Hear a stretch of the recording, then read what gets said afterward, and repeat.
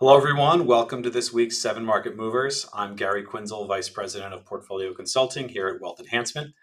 This week, we're seeing a meaningful shift in tone across the markets.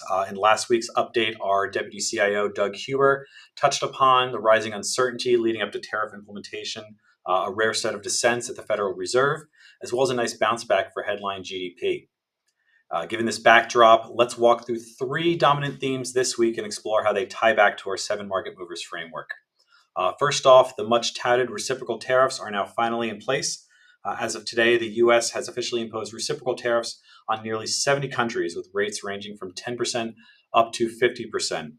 Countries such as India, South Korea, Brazil were among the hardest hit. India's rate rose to 50%, largely in response to its ongoing oil trade with Russia. And while China's rate remains at 10% for now, the deadline for a potential increase is just next week on August 12th, so uncertainty there remains very high. From a geopolitical and global growth perspective, this is a big shift. Cross-border trade and friction is no longer hypothetical or hyperbole, it's now policy. Yet in what has become an all too familiar trend this year, markets have remained mostly resilient on the news. The S&P 500 is virtually flat so far this month. And while the tech-heavy NASDAQ is up a little bit and the developed international indices have both climbed just a little bit higher than that. As always, we're watching closely, especially in sectors that are most exposed to global supply chains, notably consumer discretionary materials, as well as industrials. The second major theme this week is the July jobs report, which came out last Friday, and it caught many by surprise, and not for the best reasons. The economy added just 73,000 jobs last month, which was well below expectations. Even more concerning, the previous 2 months were revised downward by almost 260,000 jobs, which indicates a significantly weaker labor trend than what was initially perceived. This has considerable implications, of course, for monetary policy as well as forward-looking interest rate expectations. And while the Fed held rates steady at their July meeting, as previously noted, there were 2 dissenters in the Fed last time around that voted for a quarter-point rate reduction. And following the recent weak jobs report, which came out after the Fed meeting, Fed futures are now currently projecting a roughly 92% chance for a rate cut in September, which is up from around 40% just around a week ago. So significantly shifted in favor of a rate cut given the weaker jobs.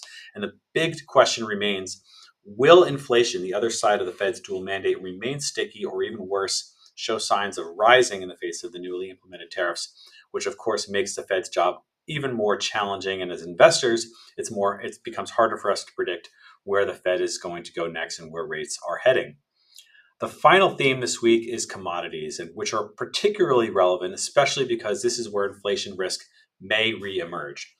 This week, we saw notable divergences across the commodity spectrum, with oil prices pulling back, while gold prices continue to climb, each driven by a different set of macro and geopolitical forces. Starting with oil, prices retreated early in the week as OPEC Plus announced a larger than expected production boost, projecting to add 547,000 barrels per day starting in September.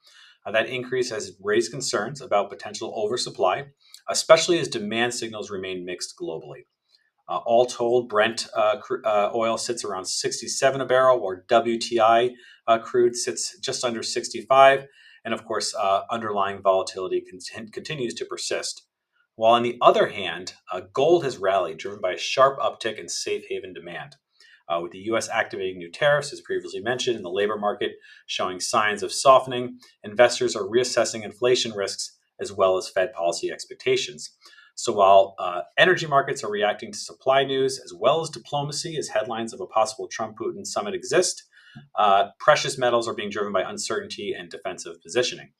So to recap, this week's 7 Market Movers Spotlight: reciprocal tariffs have now gone live, which directly affect global trade flows. Softer labor data has raised concerns about economic momentum, and volatile commodity pricing, which could reshape the inflation narrative yet again. And despite the persistent wall of worries, U.S. equities are still trading close to all-time highs. And as mentioned, returns on international equities continue to remain very strong year to date. So as always, our team here at Wealth Enhancement is here to monitor the interplay between economic data, policy shifts, and investor sentiment. If you have questions about how this affects your financial plan or your portfolio strategy, please reach out to your financial advisor, and we are here to help. Thanks again for tuning in, and we'll see you next week. Thanks.